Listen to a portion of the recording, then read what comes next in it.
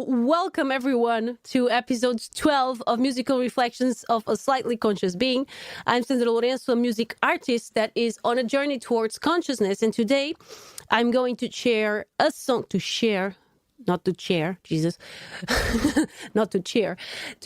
a song called When You'll Be Gone. And I'll be talking about the meaning of life. So yeah, big team today. And we'll start with a really old song of mine.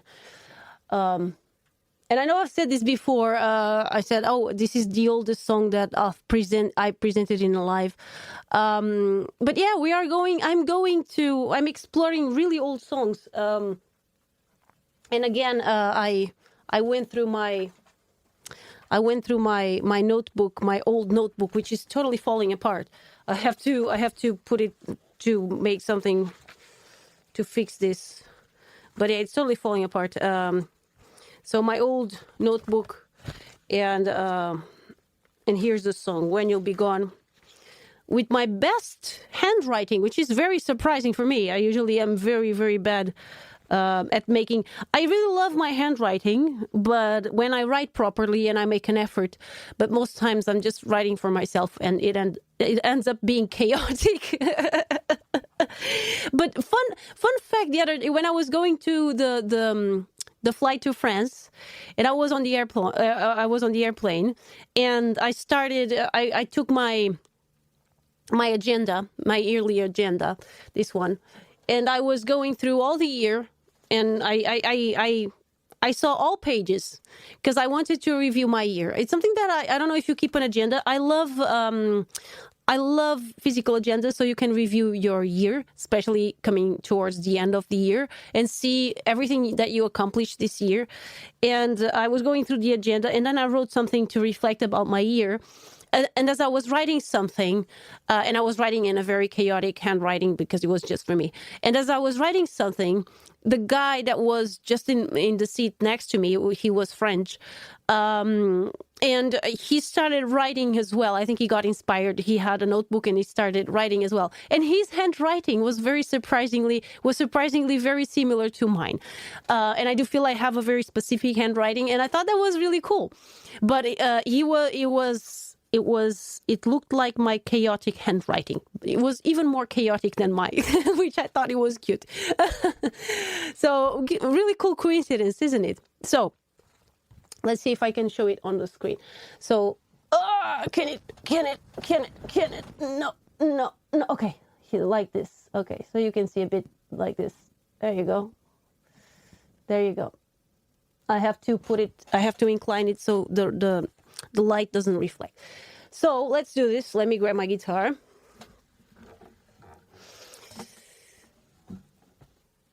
Okay, Scottamir, hi, welcome. Food that is spawned from Satan himself. You guys, in Hambo, you're gonna love this. So there's a yellow cat here where I am. I have many they are not my cats. It's basically a cat colony there that has been here for a while, where I live, and I feed them. There are many cats. Most of them are very wild. And there's a yellow cat that I absolutely hate because he's always meowing and it's so annoying. And it comes out of anywhere and scares the death out of me. I really don't like that cat. And of course, I had to name him Lucifer. So it's Lucifer. And the other day, Lucifer was meowing on the rooftop, and he has this I always know it's him meowing because he has a very specific way of meowing. It's like meow, meow. It's just so annoying. And you would appreciate that story, Hambo. My handwriting is like a doctor. I think I've heard that's all you need to get a doctor's degree. It's the handwriting. So I have that covered, right? Scottamir, I'm so sorry. This is not bullet time, okay? This is musical reflections of a slightly conscious being, and I'm not playing covers, okay? I'm showing one of my original songs, previously unreleased, and then I'm going to talk about the theme of the song. And today the theme is the meaning of life. So I hope you appreciate it. So I'm sorry, no covers today, even though the new album of Blink 182, which I'm sure you already heard, is just perfect. It's perfect. It's great. I recommend it to everyone, guys. All yellow cats are shit, says Cotton here. There are other yellow cats here. It's just that specific cat that I can take. The others are okay. It's just that cat. So I have a very special, hateful place in my heart for Lucifer, which is the name of the cat.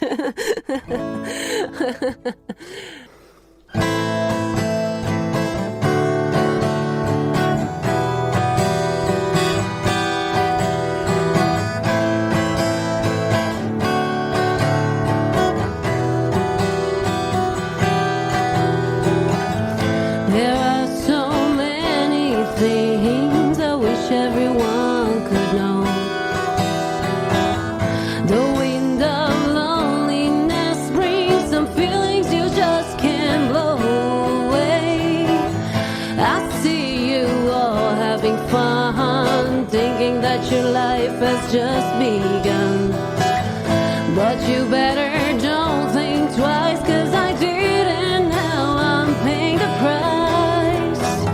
What's the use of being here? One more second and we'll all disappear.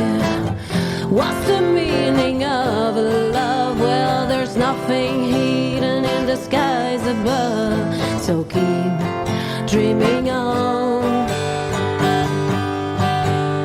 'Cause when you'll be gone, you'll understand there's nothing worth fighting for. And when this all ends, you'll ask yourself, why pretend? So keep dreaming on. What's the use of moving on? 'Cause no matter where or when you die, you will always be living.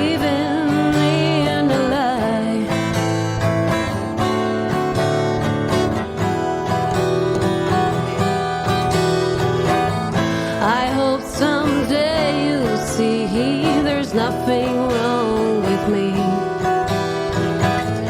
I just had to wake up and face the world. No one ever asked me to say a word.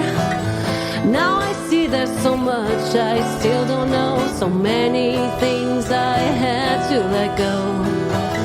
But no one ever seems to understand how it feels when no one wants to grab your hand. It's so hard to be alone. Oh, I forget. It's so hard to feel alone when the one who wants is gone. When you have to pretend that what you don't believe is what you intend. So keep dreaming on.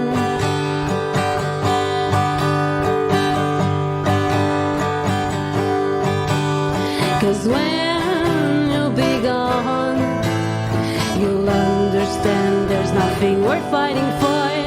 And when this all ends, you'll ask yourself, why pretend? So keep dreaming on.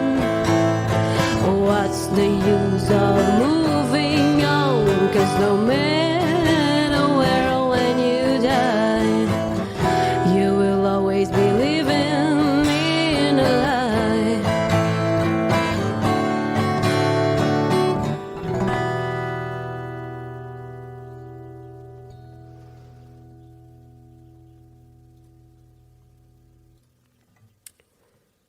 There you go, guys. I'm sorry. I messed up the passage in there. Oh my gosh. It's such a simple song, and I managed to got totally confused there in the middle. I'm sorry. So there you go, guys. This is When You'll Be Gone. A song that I wrote many years ago.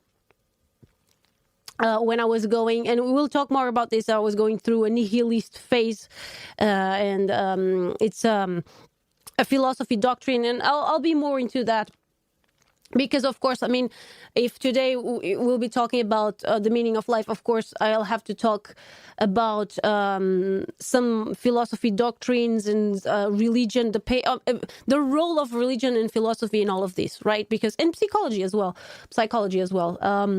But we'll get to there. We'll get to that. So, guys, again, welcome to episode 12 of Musical Reflections of a Slightly Conscious Being.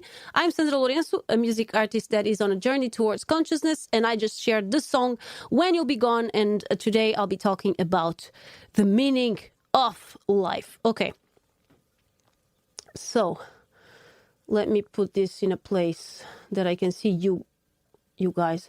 Okay, there you go. So Scott Amir is saying, I have an arch nemesis cat that is yellow. Good, so I'm not the only one. Hambo is saying, I'm not a cat lover myself. However, when we go walking around the town we live in England, there is a three-legged cat we see. I'd have it tomorrow. Oh, it's so cool. Three-legged cat. I do feel... there are people that say, either you are a dog person or a cat person. I do believe they are different. I've had cats. I had a cat growing up. I also had later I had a dog growing up. Currently, I'm an owner of the dog. I'm considering becoming the owner of one of the cats here. It's a cat that that appeared here when I was already here. So his name is Zazie. And they are different, but cats are usually more independent. But they are different. I don't consider myself a dog person or a cat person. I do feel it depends. I do feel they all have their charms. Hambo is saying there was a bit there that reminded me of Killing Me Softly. It does have. I do feel some chords are similar. Na na na na na na na na. I think it's the chords. Na na na na na na na. I think you're right, Hambo. Yeah, many similar chords. Good. I haven't thought about that. All right. So, guys, let's start with the lyrics. I'm going to speak the lyrics, and I'll be stopping. Hey, it's interesting that when I was singing, I sometimes when I'm singing these songs that I've written so many years ago that I haven't touched or sung in a very long time, some memories come back, some memories that are stored in the songs. And I was reading some lyrics here that I remembered exactly why I wrote those lyrics when I did. So I will read the lyrics and I will say those parts. So let's start. There are so many things I wish everyone could know. The wind of loneliness brings some feelings you just can't blow away. I see you all having fun thinking that your life has just begun. But you better don't think twice, because I did and now I'm paying the price. So this is the first verse. And so when I start, there are so many things I wish everyone could know. I'm talking about... some very many things that I was kind of forced to learn very early in my life, and I mentioned this before on previous episodes. I had to grow up pretty quick and very quick. I started working when I was 17, and I know that used to be normal in the past for older generations. People start early. I mean, my dad started working when he was 9, right? It's a different generation. But on my generation, it's odd. It's odd for people to start working that early, for people to start being independent so early. And so for a long time, there was a part of me that felt it was unfair. And I felt it doesn't make sense. And especially, I was living in a city that was that basically turns around the university. So there were many university students, and people start studying in the university. The first year is usually people are 17, 18. And while people were having fun in the university, and I see those kids like me, they were the same age as me, and they were studying in the university and still relying on their parents, so they didn't have jobs. And part of me felt extremely angry with that. I felt it was so unfair. And so when I say there are so many things I wish everyone could know, is I felt like I was so much more grown up than those kids. And we were the same though, but our life experiences were very different up until that point. And so there was a part of me that felt self-entitled, like I know more. I had to go through all of these things, and I'm already, when I was 20, I was already living by myself, and having a job, and with a job, I was paying my own all my bills and all of that. So part of me felt that I was so much more grown up and I knew so much more already than these guys that were just hanging around, having fun, partying, drinking till passing out and things like that. And so I felt so self-entitled, and that's where this sentence comes from. There are so many things I wish everyone could know.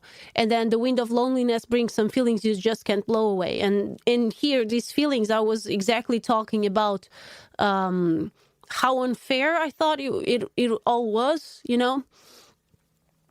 And then, of course, I see you all having fun, thinking that your life has just begun.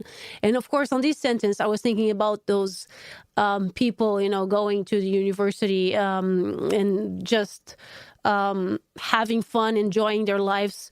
And, I felt like it was so unfair. Like, these guys are here with everything paid, and I have to work. I have to pay my own expenses and all of that. So, and when I say you better don't think twice, because I did, and now I'm paying the price. And here I'm saying something that I was always very, very aware. Ever since I was a kid, I was always fascinated by the theme I have for you guys today about the meaning of life. I always wanted to know, like, why are we here? I remember being a kid and asking this question: why am I here? Like, why? And I was always I always questioned everything. Why do I have to go to school? Why do I have to do this? Why? I always questioned a lot. And I felt like I was very, very lucky, and I still feel very lucky to have parents that always allowed me to question, and always also encouraged me to question, and always try to answer my questions and put things in perspective and all of that. So I was always a person that was very encouraged to think for myself. And I always enjoyed thinking for myself. So, but the thing is, when you think too much, sometimes you start getting into, if you don't have a clear direction, or if you don't have clear values of yourself, and that's what happened back here, excessive thinking can become very dark and very negative and not very productive. And this is what happens, You better don't think twice, because I did, and now I'm paying the price. And the price back then was for me to feel extremely, I felt that it was extremely unfair for me to have to do my ends meet and have to pay and have to work on a job while everybody around me, kids that were the same age as me, were just having fun in the university and enjoying life. And so I had this really big anger towards university people, university students, and I had for many, many years. Even when I went to the university, because I went to the university later, but again, I paid for everything myself, and I was working through the university. I still felt like they were having fun and being, doing that university stuff. And part of me never appreciated university stuff, because I always felt that inside of me. I always had those unresolved feelings towards those students, It was nothing to do with them. They were having fun, having the best time of their lives. It was the unfairness that I felt, that I couldn't do the same, So then we have the pre-chorus. What's the use of being here? One more second and we'll all disappear. What's the meaning of love? Well, there's nothing hidden in the skies above, so keep dreaming on. So here, I know I'm kind of giving this great question that is like, what's the point? Because basically we can die any second. So what's the point?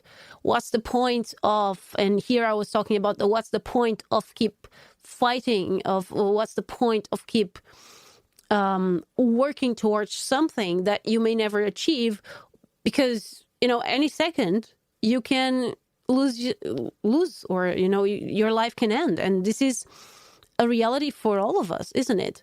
So it's actually an interesting question that I ask here, like, what's the use if we can stop existing any second in our lives?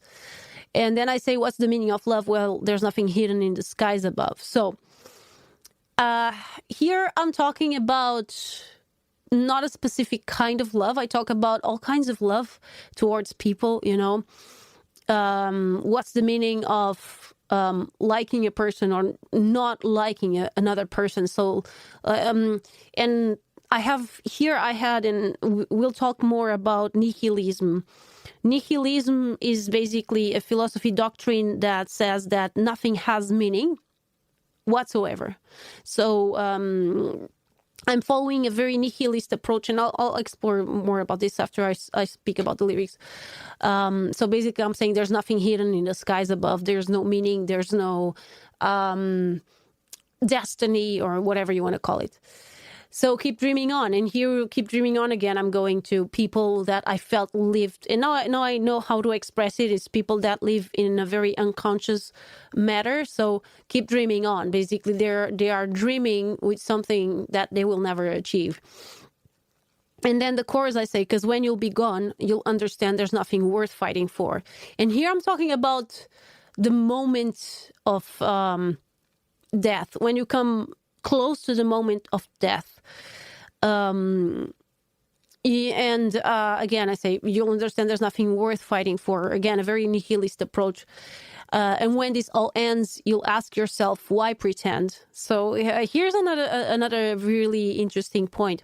So when you come close to death, you ask yourself, why did I pretend my whole life? Or why did I spend so much time in my life worrying about things that they truly don't matter? And then we have, so keep dreaming on. What's the use of moving on?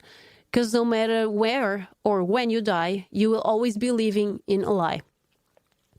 So here's a big sentence. And again, I go to that place that, I don't know if you ever had a time in your life when you were close to death. Because, we hear many people talking about it, but it's an experience that you have to experience it yourself to actually understand what those people, what it's all about. And I do mention that in this chorus. I had, there was an episode in my life that I felt my life was going to end. And, I fell down a well, and I was inside that well for 4 hours. I tried to climb out. I couldn't. I tried twice, and twice I fell again. And so I tried to call for help, but eventually my dad came looking for me, and he heard me and he saved me. But for the first hour, I was focused on trying to get out.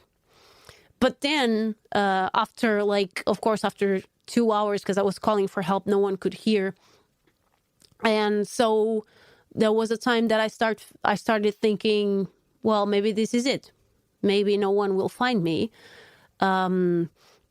I was in a place. I was in the woods. So I went for a walk, and the well was totally unmarked. I was walking, and suddenly, poof! I fell through the ground, and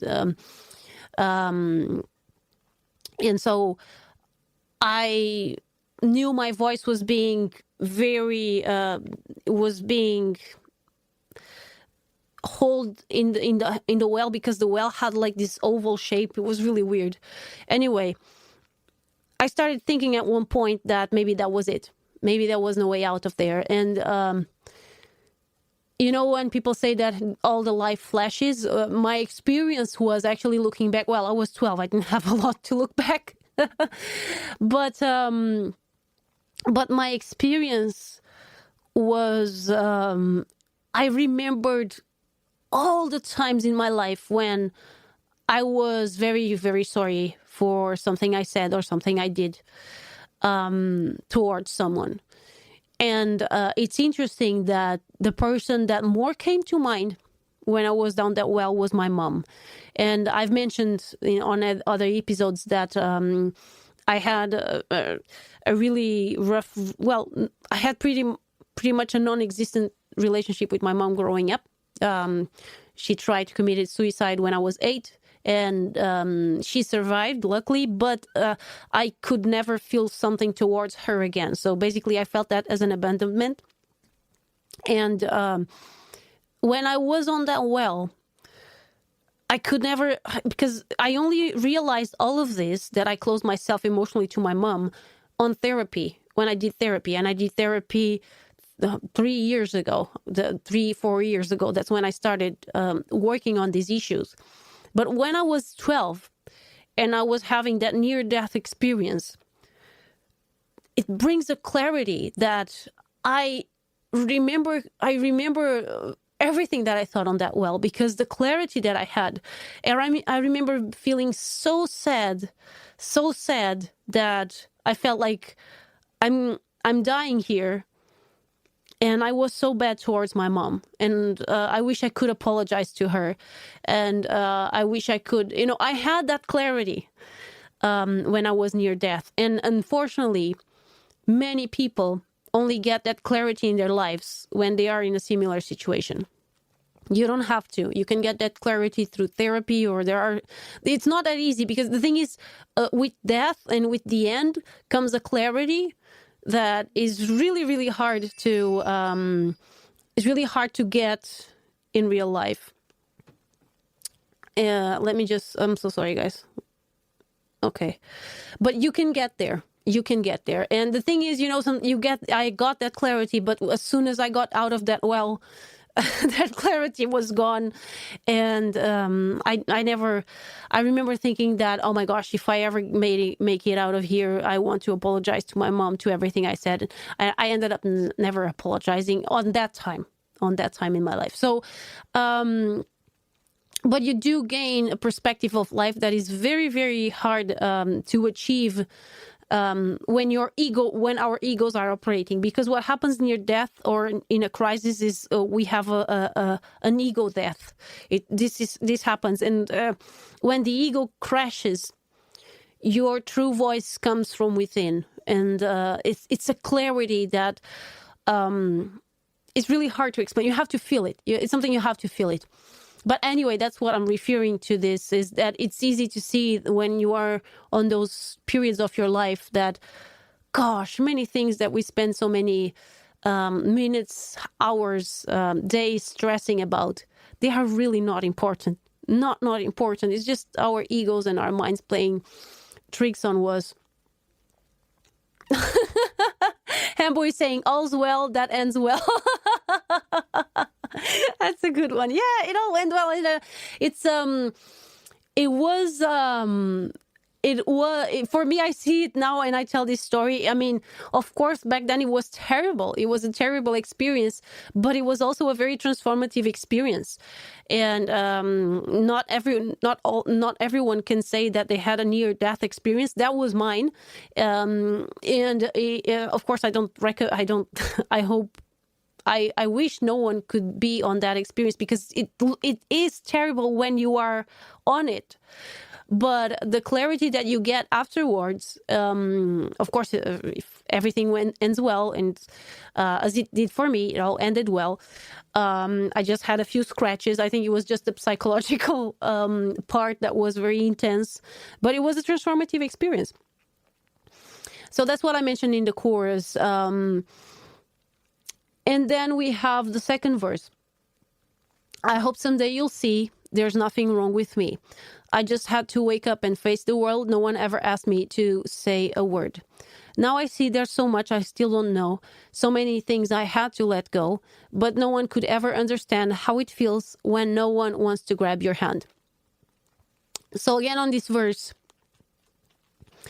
I'm saying that there's nothing wrong with me. The sense is, many things I realized when I was very young. Many people only realized when they had to go through the process of making an ends meet, having a job and all of that. And, the truth is, many people will never know, because we all have our very personal experience and the way we experience things. You can have two people experiencing the same thing, and they will both have different perspectives and take different outcomes. That's just the magic of being human, because we are just so different. So, but that's what I say. I hope someday you'll see that there's nothing wrong with me. I just had to grow up really quick. And no one ever asked me to say a word, that I have no choice on it. I had to make it. I had no choice. So, again, but then I say, now I see there's so much I still don't know. And here I talk about, because I was on that process that, okay, now I have a job, I have a house, and I have all my expenses figured out. And now what? Is this it? Is this what I was? Because I was not happy with my job, and so I was kind of, but I had some time, because I already figured out the basic things. So I had some time to think it over, and so I was kind of asking, okay, so this is it. this is okay. Now that everything is figured out, now what? And so many things I had to let go. This, of course, has to do with having to grow up really quick. And here, I actually had changed it, but I didn't change it here. No one ever seems to understand. That's what I meant. No one ever seems to understand how it feels when no one wants to grab your hand. And here, because I never felt understood. There was a part of me, and now I know it's very specific of my personality, and I talk about MBTI, which is 16 personalities. It's an online test, a personality test that you can do. It's free. Just, I think 16personalities.com, and then do the free test, and you can figure out which one of the 16 personalities you are. I'm an INFJ. Which is one of the rarest personalities in the world, and it's basically part of my personality and the way that my brain thinks, because all these personalities are connected to different parts of your brain which are more active or less active. So basically, it's common of my personality to feel misunderstood, because we think and we feel very, very, very deeply. And we are all in this psychology and philosophy, and we are all very, very fascinated. It's part of my personality and the way my brain works. I'm very, very fascinated and very curious about these things. Like, for my kind of personality, I have to feel meaning in everything I'm doing. So if I'm working on a job that I don't find meaning, or I don't feel that it's fulfilling, I have a really, really hard time settling up with it. Some people just settle more easily. They are like, okay, I don't like this job, but it's okay, and then they settle. And I'm not a settler myself. I'm always aiming for, okay, no, this is not, I'm not, there's something here that what can I do to make this more fulfilling? And if there's nothing I can do, then I have to find another job, which can be a good thing, because that means that I'm always aiming for the best, or what's next, and all of that. Can also be a bad thing, because I have a really hard time settling for anything less than perfection, and perfection doesn't exist. So it can be a bit. It's something that, it's all about balance. It's something that I've learned towards the years. But I always felt very misunderstood, especially when I was younger.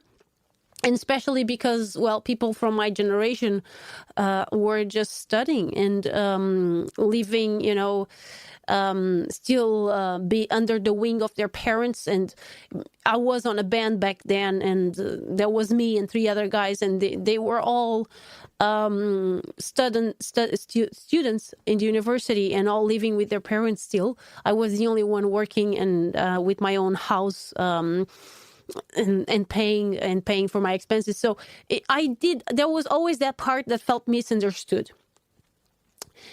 And then we have the last pre-chorus, which is, it's so hard to feel alone when the one you want is gone, when you have to pretend that what you don't believe is what you intend, so keep dreaming on. So here, I don't know, maybe me and my former partner were broken up. That happened a lot ever since the beginning. So yeah, when I say when the one you want is gone, probably we were having especially at the beginning when we started going out. Well, we were young. I mean, we started going out when we were 18. We were just silly teenagers in love, basically. And probably we were without there were many times that we would break up with each other and then we would get back together like in the next day, things like that, stupid fights. And well, doesn't matter, but probably that's the meaning of that sentence. But here I have something very interesting. That's when you have to pretend that what you don't believe is what you intend. So keep dreaming on. So here is something that is very interesting, because I do believe that many of us spend entire lifetimes pretending that, or I wouldn't say that pretending that what you don't believe is what you intend. I do believe this is more unconscious. But I do believe that it's sad that many of us live our lives doing things just because we are told to do them or we are conditioned by society to do them. And that's why I believe it's so important to think for ourselves and to figure out by ourselves about what is it that we really want. Is it a 9-to-5 job? Is it going to the university?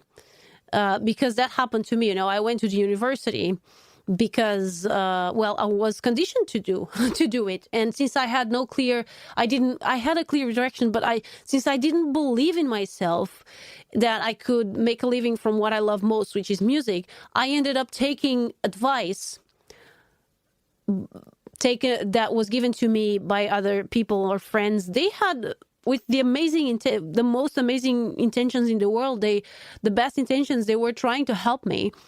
But truth is, they had no idea about what I really wanted to do, about how hard I was willing to fight and to invest, how many hours I was willing to invest in my dream. They had absolutely no idea. So they even though they meant well, I ended up, going to the university to study something because it was the safe thing to do or the right thing to do, or, well, the usual way to live your life, right, is to take a degree. When truth is, not all of us need degrees. Not all of us, it's not the way for all of us. And when we standard these things, it never works out, because like I said, we are very unique people. All of us are unique, and there's not a magical formula that fits all, right? And that's what makes the world so beautiful. That's why there are so many different things, right? So basically, I had a script, but I ended up improvising. But I just wanted to talk about some things. I think I already gave a lot of basics for you guys to find, about the meaning of life. And I just wanted to clarify when I meant the nihilist approach.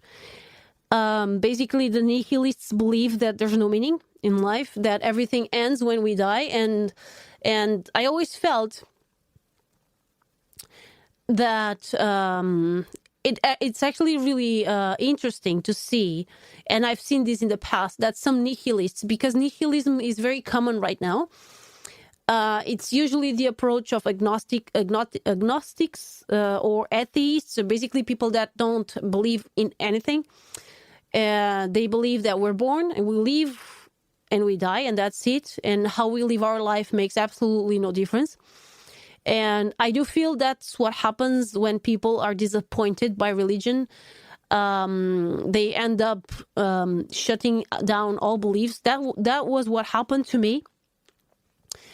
And you know, I don't know if I ever said this, but when I was a child, I grew up in a Catholic family. You know, Portugal is mostly a Catholic country.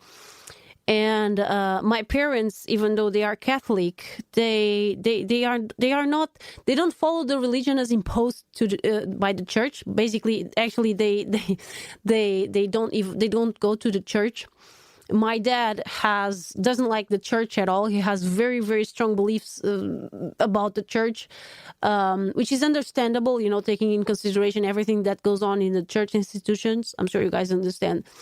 So growing up, I didn't attend to church, but I had Catholic beliefs. And I remember praying by myself when I was a kid. And even going to church on my own sometimes, but only when there was anyone there. If I went to the church, if there was a service or if there were other people in there, I would go away.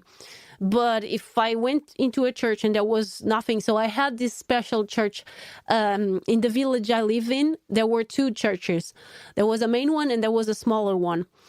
There was almost always empty. And when I came to school, because I lived in the other part of the village, and so I had to do a 2-kilometer walk. And this was back in the 90s, so I used to walk. My parents didn't walk me to school. I had some parts that I came with some friends, parts of the way, but then my house was the one that was further away. So I had some time on my own. And when I had sometimes I used to go to that church instead of going straight home. I used to go to that church and stay there. And I remember praying, and usually I was always asking for something for my parents. I was always asking that I wish my dad would be home more. I wish we could all have more money. I remember asking God to give my parents more money so they could be happier, so we could all be happier. Things like that. So I grew up being a Catholic, you know, and but when I became an adult and start working, and that's, you know, when I wrote this song, I noticed that my parents and many people use religion as kind of a way to deny responsibility for their own choices in their own lives. So sentences like, you know, I never have any luck. I guess this is God's will. It will be as God wants. Oh, God wants me to suffer. You know, things like that. And I'm rolling my eyes because I grew up listening to that sometimes to people saying that. And that's what led me into being very angry with religion and with my own beliefs. And went basically the total opposite, which was to shut down all my beliefs and went totally nihilist. I didn't even know what nihilism meant back then, but that's basically my approach on this song. So I do believe there are upsides and downsides to any specific religion or a philosophic approach. I don't believe there's a right one or wrong one. I do believe, even with nihilism, that you can have the upside of having great reasons to enjoy and make the best out of the time you have in your life. Like, if you believe that everything you have is this moment and this life, and it all started when you were born, it will all end when you die. I mean, you have very strong reasons to make the best out of your life, right?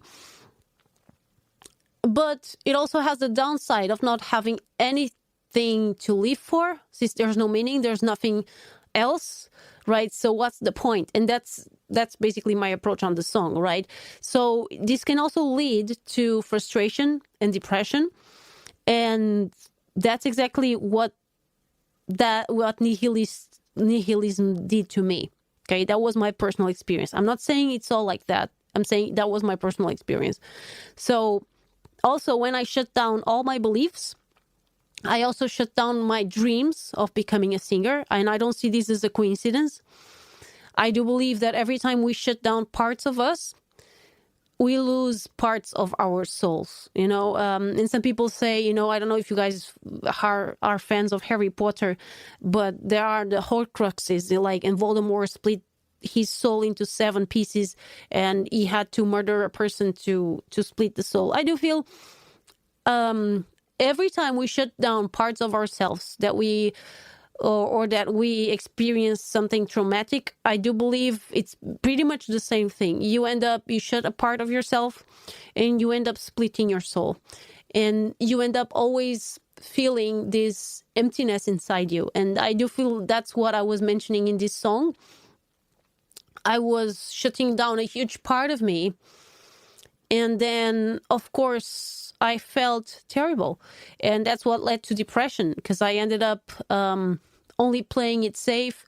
I ended up being a lot more suggestible to suggestions to other people because I didn't have my own filter. And I do feel that's so important. You should have, of course, always an open mind for advice and for people around when people are trying to help. And most people have good intentions for you. I do believe that. I do believe that most people, when they give you advice, they have good intentions. They are trying to help. The thing is, sometimes that advice makes sense to the person you are.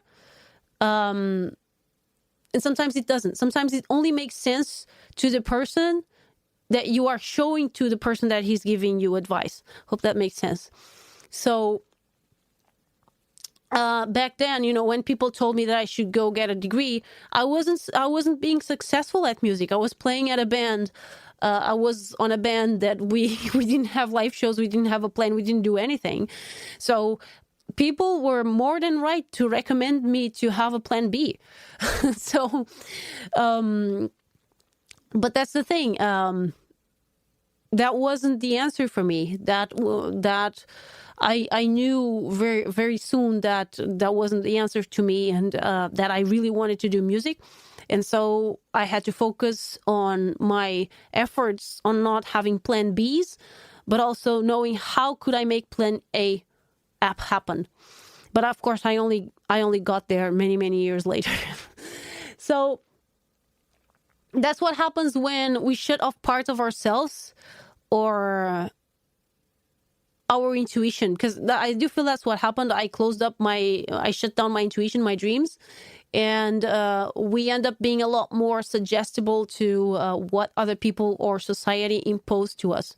If we don't have a clear direction, it's a lot easier for us to get lost, right? And there are many distractions in life, in today with our smartphones or media, or we are constantly being bombarded with information and suggestible information, like trying to push us to buy something or to do something or whatever. So it's really, really easy to get lost and to get distracted. The hard part is keeping your focus. But when you have a direction, and I do feel like the meaning of life is exactly this, is finding what's your direction. And of course, my direction is different than yours. We all have our very specific directions. And you can have more than one direction in your life. You can have a professional direction. You can have a personal direction. And I spoke about this on the last episode, as a way to surpass some patterns is to remember yourself. Which person do I want to be? Who is my ideal person? Who is my ideal version? Who do I see myself? How could the best version of myself act on this situation? And how can you know what's the best version of you? Is by not shutting down parts of yourself. Is by being totally honest with yourself. And connecting with that voice.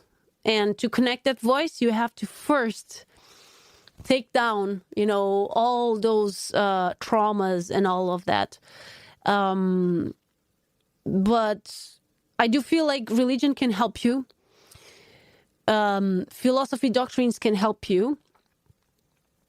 but they cannot show you the way or the meaning of life. I do believe they are pointers. And nihilism didn't work for me, but it made me think. Sometimes you have to go to a different direction to recognize. And I speak that about Longe, my song Longe. You have to recognize your loss. You first have to recognize that you've been going the wrong way. So nihilism did that for me. It made me recognize, okay, this is not me. This doesn't work for me. Can work for you. That's the thing. My approach to religion, about the meaning of life, and philosophic doctrines is they are all pointers, and you can always take something out of each one. I do believe that every religion or philosophical doctrine was made by other humans, and other humans have a different meaning of life than yours. So I do feel when people totally identify themselves with one specific religion or one philosophical doctrine, like 100% with this one and the others are all wrong, we have to be really careful there. And because we all know what happens when people deal with extremes. We have examples towards that in history, people killing each other just because they have different beliefs, or they have different meanings. They see life as having different meanings. And of course, we can all recognize how dangerous that is. So on my journey and on my life, many things have changed since then. But currently, and I've said this before, I identify myself, if we're talking about in terms of religion, I don't identify myself with one specific religion, but the one I feel that is more close to me is Buddhism right now. Especially because they don't have a god. The idea Buddha is the ideal. It's something to aim for, but he was human and he existed, so it's something to aim for. I do feel the equivalent on Catholic Church is Jesus Christ. Jesus was a person that existed, and it can be considered an ideal to aspire for. As well, I do believe all religions have something, but then they have God and all these gods and entities that are not human. I don't. That's for me doesn't make. I rather have someone human that I feel that is a character that I can be inspired by, if that makes sense. But I do feel it's dangerous to think that put gods in one place and humans in another. It makes us feel inferior, and that makes absolutely no sense at all. Humans, we shouldn't feel inferior to no one. We should feel that we all can aspire to become gods, and we all can aspire to become those holy beings that we see. They are examples, right? They are inspirations, heroes. So about philosophic doctrine, right now, I love Stoicism, and it's the philosophy doctrine that I more identify myself with, and I feel it's closer to my truth. Again, I don't say that others are wrong. It's just the one that I feel that I connect more right now. And the main idea of Stoicism is to live in accordance with nature and reason, and to cultivate inner peace, wisdom, and ethics. So this involves accepting whatever happens and not allowing external events to control one's emotions and actions. And I feel that's beautiful. And that doesn't mean that you don't get angry. It doesn't mean that you don't feel emotions. Of course you do. It just means that you don't give the power to emotions to control your actions or the way you behave towards others. And of course, no one's perfect, but it's something to aim for. It's an ideal, something to inspire. And those are basically my beliefs right now. And I, in terms of my life professionally, I love music. I'm in a moment that I'm kind of questioning my original music and my direction in original music. I still have process. I still work with musicians all around the world, and I have a lot of fun. And I just came from France, and the feeling that I bring in my heart, having spent 4 days with other talented artists making something that we all feel proud of. It's a feeling that you bring, and I also enjoy now having some time to relax and to recover by myself. But I know that I'm doing what I'm supposed to, or what I have more pleasure in. I know I'm bringing something to this world in what I'm doing. And that's a feeling that you feel inside. It's something that you cannot explain. I'm sure you already felt it in something you've done, or when you said something to someone. It's a feeling that you feel deep down that you've done the right thing, or you acted the right way, or you've said the right thing to someone. So that is the feeling. I do feel that is your guiding instincts telling you you're going the right way, in the right direction, if that makes sense. So I do believe what you should consider if you are exploring religion, and I do feel these are pointers, and philosophy doctrines, there are also pointers about for trying to help you realize the meaning of your own life. There's no magic formula, though. There's no answer. I started the streaming by saying this. There's no magic formula or answer that will give meaning to your life. But there are pointers, there are books, there are directions, there are ways of thinking. And that's what religion or philosophy doctrines are all about, And this last year of 2023, we are...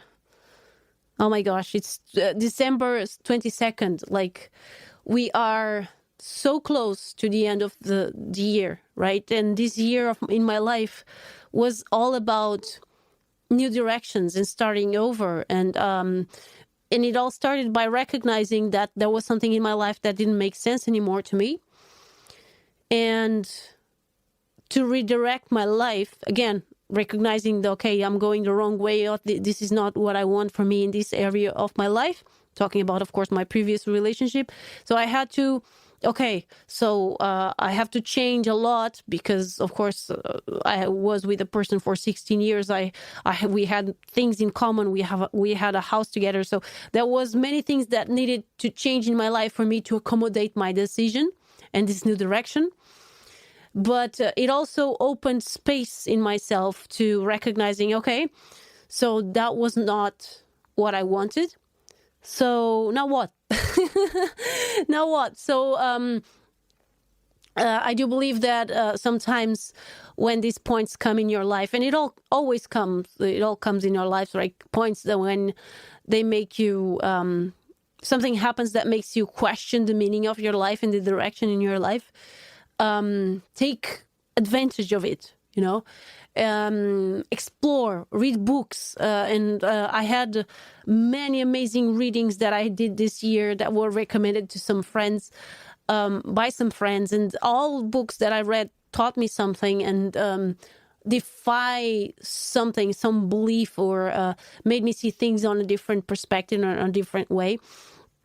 And that's all beneficial, right? So basically, that's it. There are pointers, directions, ways of thinking, but only you can figure out what makes sense to you for your life, right? There's no universal meaning. There's your meaning. There's what makes you happy. And it's a happiness that comes from a very, very different place. It's not the pleasure you feel. It's something, it doesn't come from, of course you can feel pleasure if you eat something you really like, or if you buy something that you really love, yes, but it's a different kind of happiness. It's a different feeling. It's when you do something for someone, or like I said, when you say a specific thing and then there's this feeling inside you like, when you feel happy with yourself, because you acted the way the best version of yourself would act. And you know that. and it comes from a very special place. And I do feel like those are the moments that make your life meaningful and can help. It can also help you finding the meaning of your life.